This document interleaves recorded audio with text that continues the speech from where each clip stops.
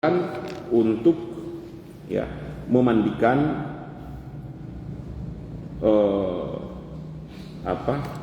jenazah yang tukang mandinya ya. Ini bisa dipahami ya. Sudah selesai 3 orang ini. Ya. Mandi junub itu wajib karena pernikahan, karena kawin.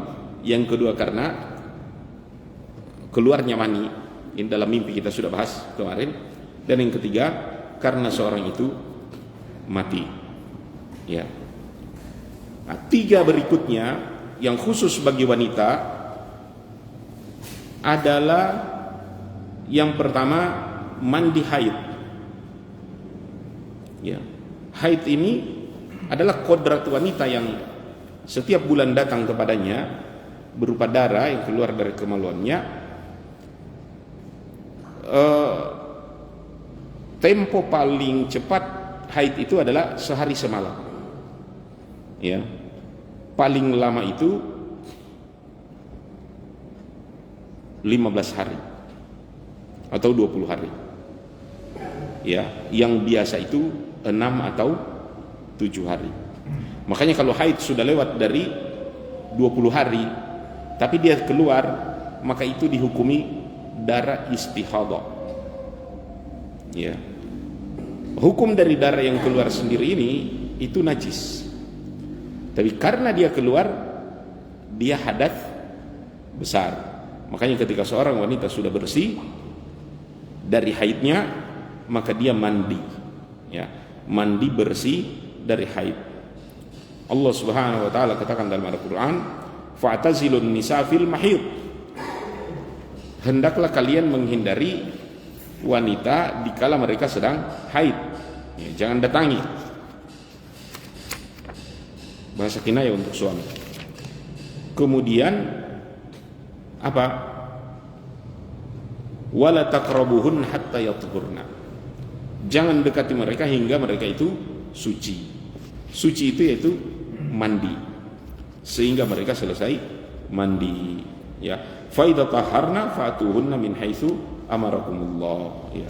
Kalian boleh mendatangi kalau mereka sudah suci. Di dalam hadis Bukhari rahimahullah dari Aisyah radhiyallahu anha, anna Rasulullah sallallahu alaihi wasallam, Nabi sallallahu alaihi wasallam berkata kepada Fatimah binti Abi Jahash radhiyallahu anha, "Idza aqbalatil haidha fada'is salata." Apabila datang haid, janganlah engkau salat. Tinggalkan itu salat. Dan wa idza adbarat faqtasilha. Apabila haid itu selesai, maka hendaklah kamu salat. Ini hadis Nabi sallallahu alaihi wasallam tentang kewajiban wanita untuk mandi selesai haid. Jadi bukan pas dia haid, tapi selesai haid tersebut. Dan haid adalah petanda bagi wanita itu disebut balik. Balik yaitu dewasa, dalam arti dia mulai wajib melaksanakan kewajiban-kewajiban agama. Ya. Dan ini petanda bahwa wanita tersebut telah dewasa dengan datangnya haid ini. Ya, di usia mungkin 9 tahun, 10 tahun, 11 tahun. Apabila 12 tahun belum dia haid, ya, atau 13 tahun dia belum haid, maka dia juga di dalam mazhab disebut dia sudah dihukumi sebagai seorang yang balik. Ya, seorang yang balik walaupun belum haid. Di usia seperti tadi 13 tahun. Wallahu alam. Itu pendapat mazhab. Nah, selesai haidnya ini wanita mandi. Ada lagi mandi yang khusus buat wanita, itu namanya nifas. Nifas ini adalah darah yang keluar sesudah melahirkan. Kenapa disebut nifas? Nifas itu berasal dari nafs, itu nyawa, jiwa. Sesudah seorang melahirkan, ya artinya telah jadi satu nyawa lagi atau satu jiwa, ya kan? Maka wanita tersebut wajib dia mandi sesudah nifas itu berhenti. Nifas berhenti ya seperti haid, bisa dalam sehari semalam atau cuma sehari dia langsung kering, dan maksimal nifas itu berhenti 40 hari. Bila mana lebih dari 40 hari nifas itu belum kering, maka dia dihukumi sebagai darah istihadah. Bagaimana dengan darah yang keluar sebelum melahirkan? Ya, artinya pada pembukaan 1, 2 atau pada trimester terakhir, kalau ada darah yang keluar, maka itu bukan darah nifas. Ya, bukan juga darah haid. Ya, bukan juga darah haid. Oleh karenanya wanita yang keluar darah sebelum dia melahirkan, maka dia tetap sholat. Tapi kalau sesudah dia melahirkan dan keluar darah, itulah yang nifas, dia tidak boleh sholat sebagaimana ya haid, wanita itu tidak boleh sholat. Ya, bagaimana dengan darah yang keluar di awal-awal hamil? Dalam madhab dihukumi itu darah haid. Sehingga kalau di awal-awal haid, di awal-awal hamil, wanita melihat darah, maka itu dihukumi darah haid. Dia tidak sholat. Ya, jadi ada dua pendapat dalam mazhab Syafi'i. Darah di awal daripada hamil kalau kelihatan, ya, pendapat pertama mengatakan bahwa itu darah haid. Ya, pendapat yang kedua mengatakan bahwa itu bukan haid. Kenapa bukan haid? Karena tidak akan mungkin wanita hamil itu dia haid. Sudah dipahami?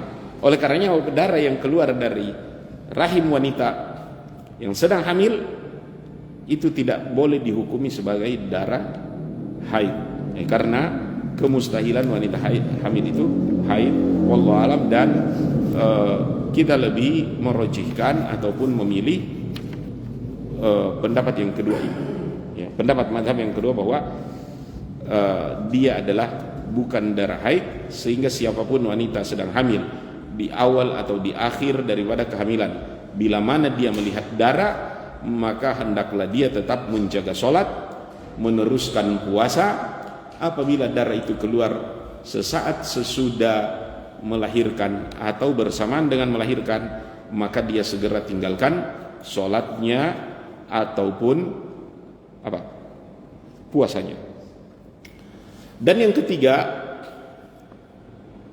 ya, di sini disebut al-wiladah, ya, yaitu darah ketika itu lahir, ya. Lian al-waladul kharij munaqid min mani wal ghabi ay yukhraj ma'hu dam, ya. Afwan, darah nifas yang keluar sesudah haid. Afwan, darah nifas yang keluar sesudah melahirkan, hari pertama, hari kedua sampai hari ke-40 tadi, yang paling maksimal. Bagaimana dengan darah yang keluar waktu pas lahir? Ya, itu disebut dengan damul wiladah tadi, ya. Dia disebut dengan darah melahirkan itu, ya. Hukumnya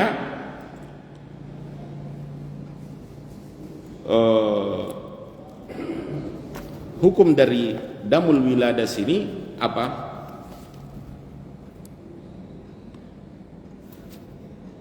Kattakunul widada la yaqubu khurujul walad dam fa hukmuhu hina idzin hukmul janabah lianna al walad munaqid min ma'il mar'a wa ma'ir rajul. wala yakhtaliful hukum mahma ikhtalafal haml mawdu ya au tariqatu wadhi wa ya akhabu khurujil walad dam wa huwa al-ghalib yusamma nifasan wa ta'allaq bi ahkam ilaika bayanan. Ya, jadi sebelum wanita itu lahir, sebelum wanita itu melahirkan kan keluar darah. Itu belum nifas, itu namanya. Itu yang disebut dengan darah wilada. Nifas itu sesudah lahir, 1-2 hari sesudah lahir, itu nifas. Tapi 1-2 hari sebelum lahir, apa hukumnya? Apa sebutnya? Ketuban. Bisa saja ketuban atau bisa saja pendarahan sebelum melahirkan. Jadi bang, itu bukan nifas, namanya darah wilada. Ya, darah berkenan dengan kelahiran. Ya, tetapi ini dihukumkan dengan hukum janabah. Ya, itu hukum ketika wanita tersebut keluar darah padahal belum lahir. Ya, selesai dia keluar darah dan seterusnya, kan belum lahir juga. Dia juga mandi. Paham di sini? Kan dia belum meninggalkan sholat. Sehari 2 hari sebelum dia lahir masih keluar darah. Ada darah yang keluar, darah hamil. Nah, darah itu bukan darah nifas. Karena nifas sesudah lahir. Ini sebelum lahir. Darah itu disebut darah wilada. Apa hukum darah wilada? Hukumnya hukum junub, hukum mani. Bila mana seorang keluar mani, apa?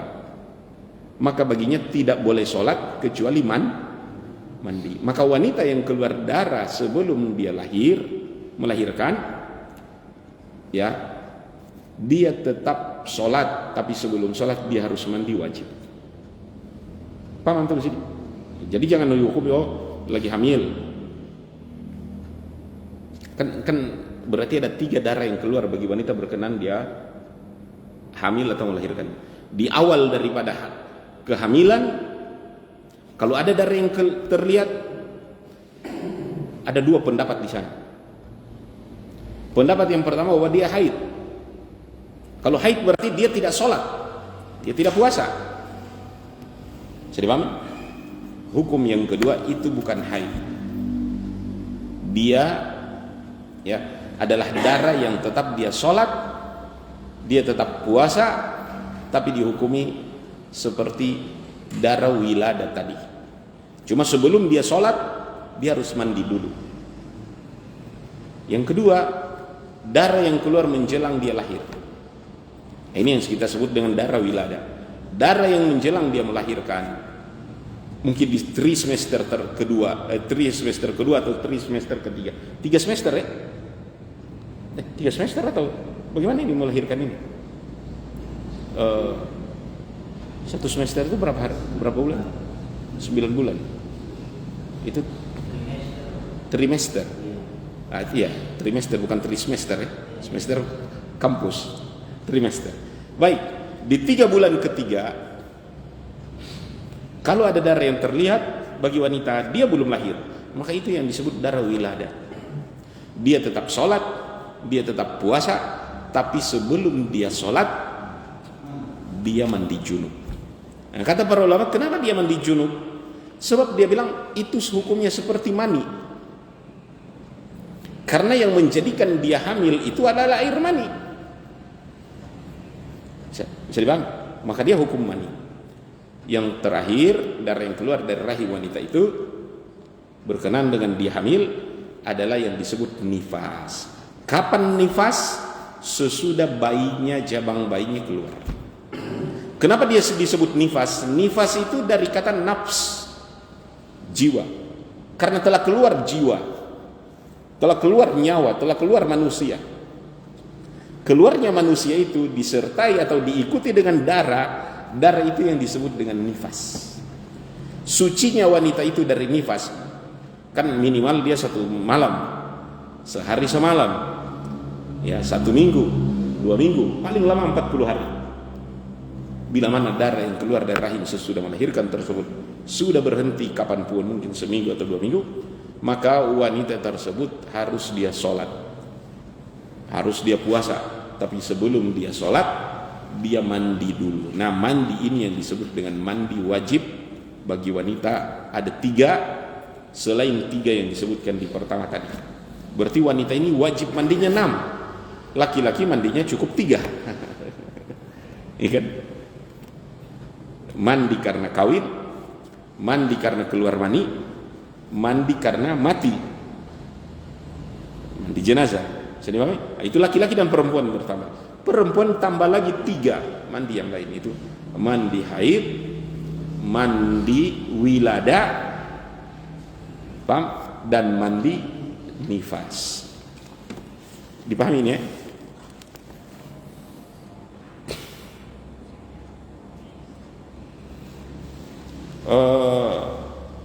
Fasal sudah beralih ke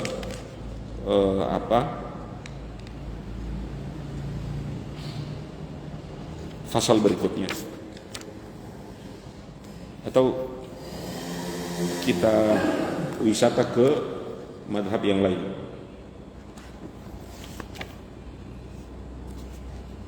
Tentang mandi junub, ya, apakah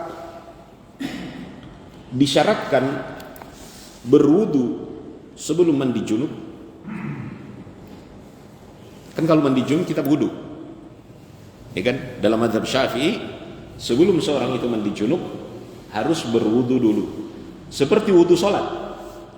Bisa dipahami? Dan kebanyakan dari para fuqaha, ulama mazhab pun mengatakan, ya, wudu dulu, awalul ghusl, di awal daripada mandi junub itu wudu dulu. Dia adalah syartun fit tathhir, dia adalah syarat di dalam bersuci. Ya, jadi karena yang kita mau bersihkan ini adalah hadas besar. Sebelum hadas besar dibersihkan, kita hadas kecil dulu. Jadi wudu yang dimaksud di sini adalah mensucikan hadas kecil sebelum hadas besar. Bisa dipahami? Makanya ada orang mengatakan, kan ketika sudah wudu sebentar mandi batal lagi, karena seorang memegang kemaluan, ya bisa saja kencing, bisa dipahami. Itu tidak ada hubungannya.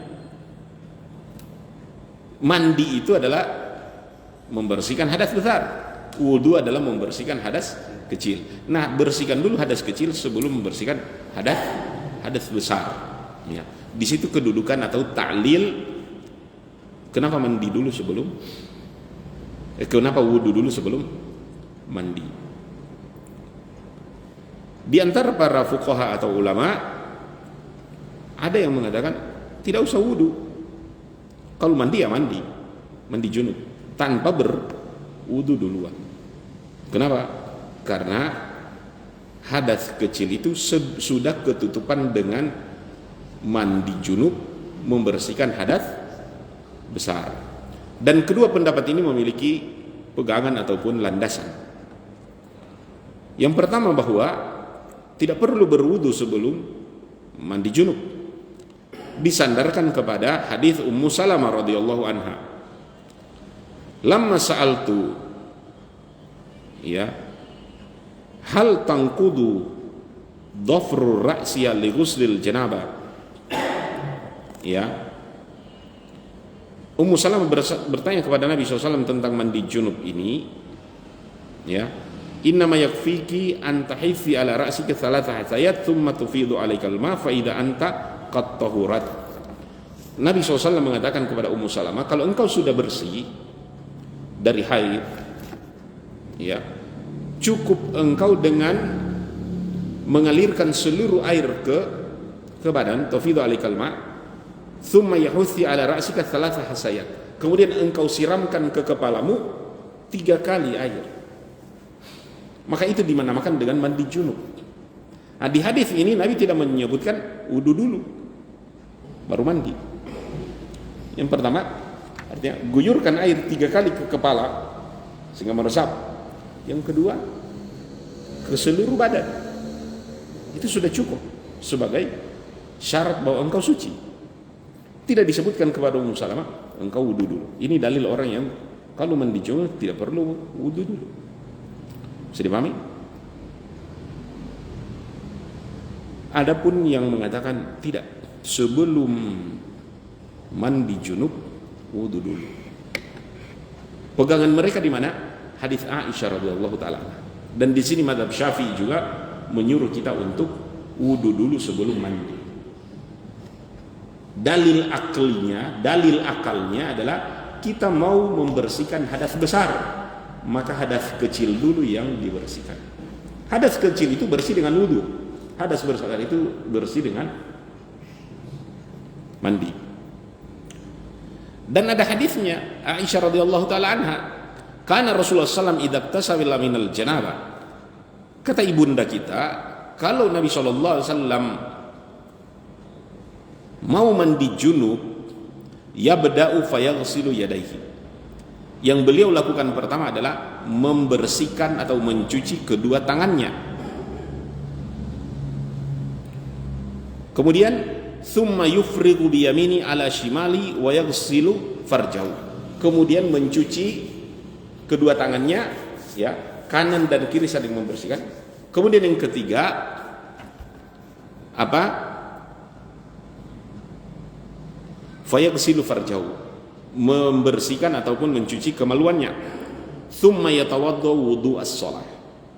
Jadi sesudah cuci tangan, sesudah cebok, maka yang Nabi SAW lakukan adalah ya berwudu sholat.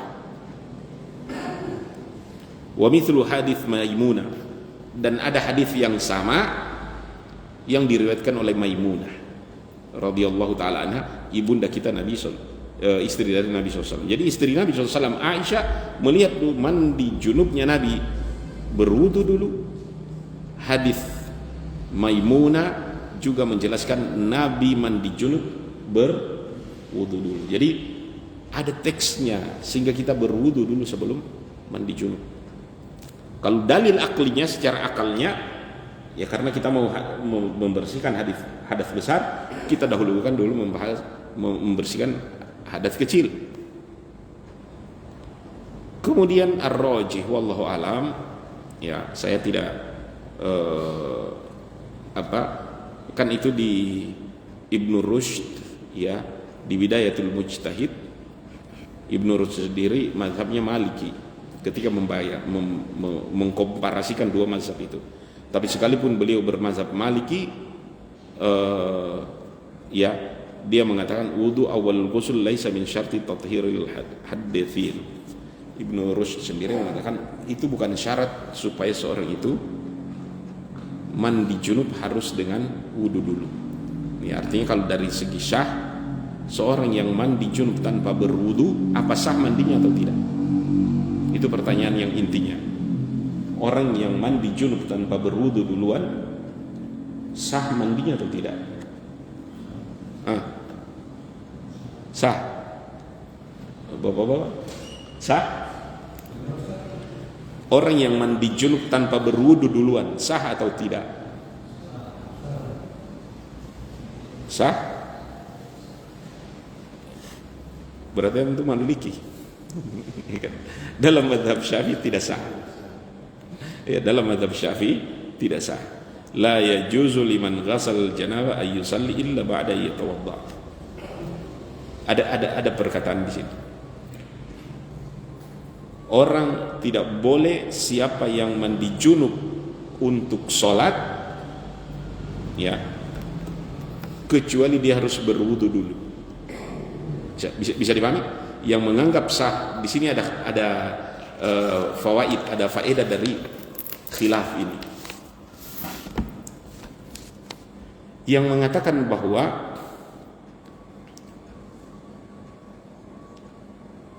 sah tidak boleh mandi tanpa berwudu. Boleh mandi tanpa berwudu. Bisa dipahami? Bahwa mandinya sah. Bisa dipahami? Ya. mereka ini pun kalau mereka sholat tanpa wudu itu boleh. Yang mengatakan tidak perlu wudu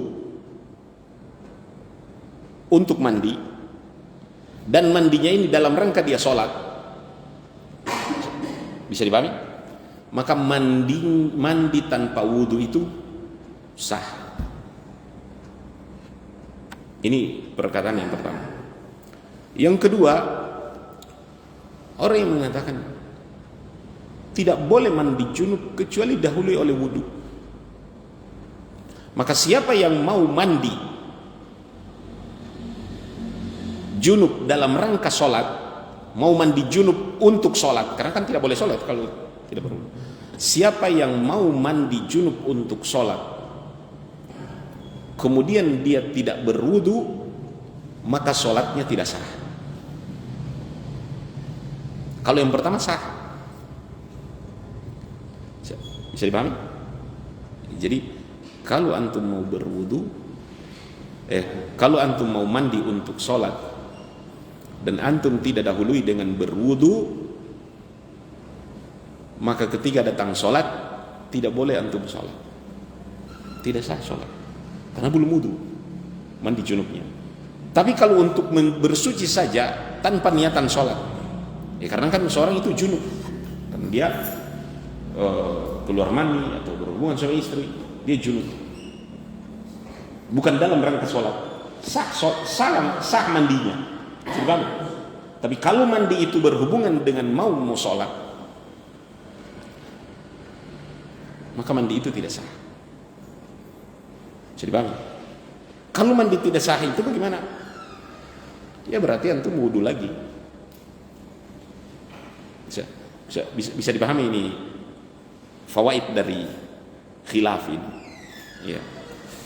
Maka kalau antum sendiri mengatakan sah mandi tanpa berwudu, ya sah.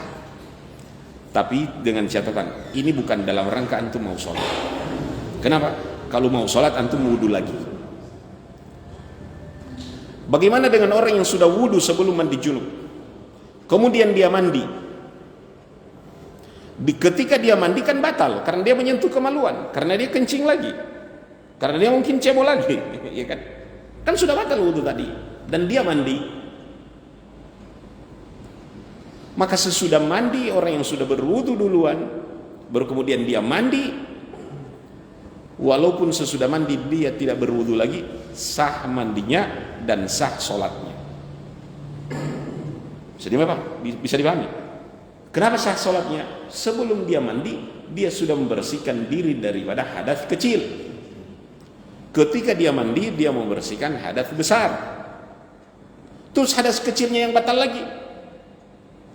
Ketika seorang bersuci dari hadas besar, maka hadas kecil juga sudah ketutupan. Tapi kalau dia sebelum mandi dia tidak bersuci ataupun berwudu, ketika dia mandi, maka ada sesuatu yang kurang di situ. Ya bisa saja sesudah dia mau sholat, dia akan wudu lagi, tidak ketutupan di situ. Mandinya mandi sah, mandinya mandi sah. Tapi sudah mandi itu yang mewakili wudunya belum bisa. Paham antum khilaf? Walaupun mandi itu menyentuh kemaluan, sesudah dia mandi dia tidak lagi berwudu, tidak apa-apa, karena dia sudah berwudu sebelum mandi. Bisa dipahami? Tidak akan batal wudunya. Ya batal wudunya, tapi mandinya menutupi, mandi daripada hadas besar menutupi hadas kecil, dan tertib itu sudah dia buat. Ya, sehingga sesudah mandi walaupun dia tidak berwudu lagi. Beda dengan orang yang tidak wudu sama sekali sebelum mandi junub. Bisa saja dia telah bersih dari hadas besar, bisa dipahami? Tapi bersih dari hadas besarnya belum cukup baginya untuk sholat. Bisa dipahami? Berarti dia wudu lagi. Bisa dipahami ini? Ya, ini khilaf. Boleh Ustaz, ketika setelah mandi junub ada niat untuk sholat. Nah, boleh Sesudah mandi junub ada niat untuk sholat. Baru sebelum boleh mandi wudunya diakhirkan. Jadi mandi junub dulu baru berwudu.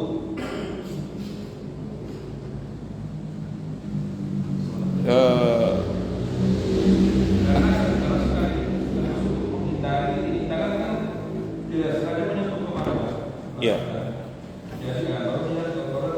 Jadi antum mengakhirkan wudu. Iya.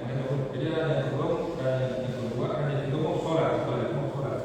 Jadi wudunya diakhirkan. Untuk pertanyaan pertama, mandi junubnya tidak sah. La mazhab Syafi'i.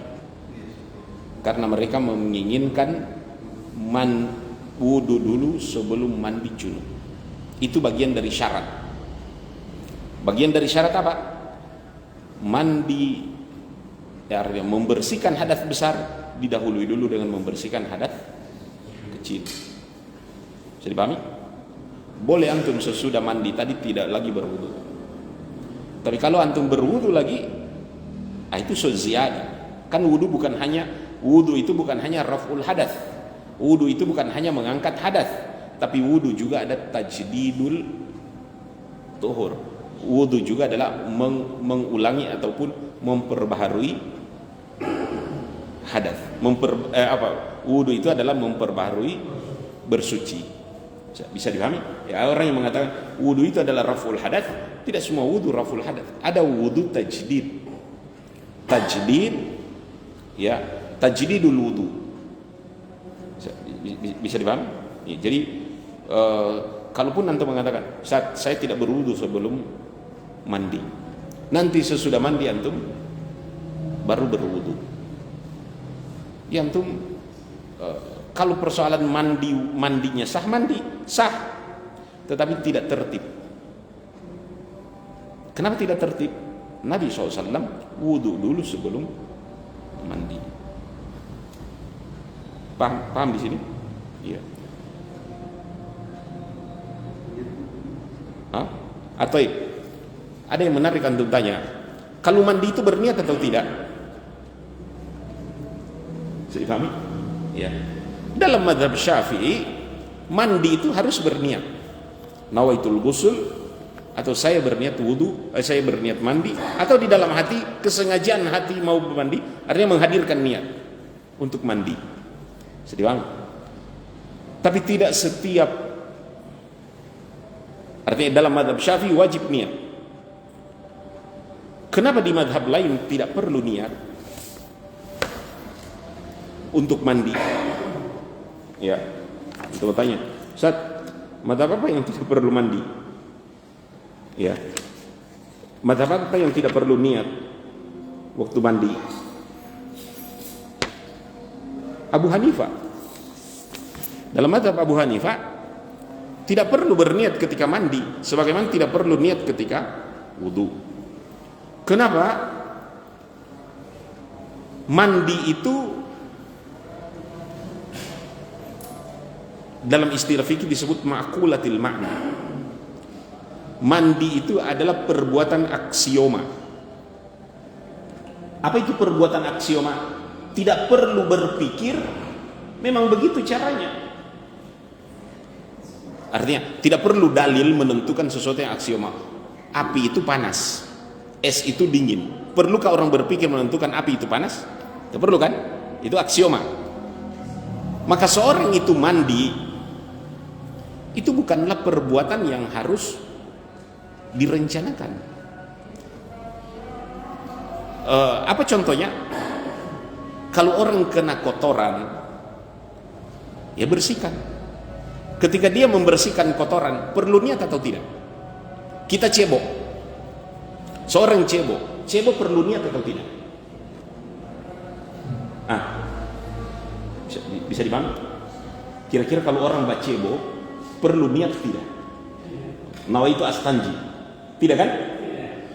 Tidak perlu niat ketika cebok, itulah yang disebut dengan ma'kulatil ma'an. Tidak perlu niat ketika cebok, itulah yang disebut dengan aksioma.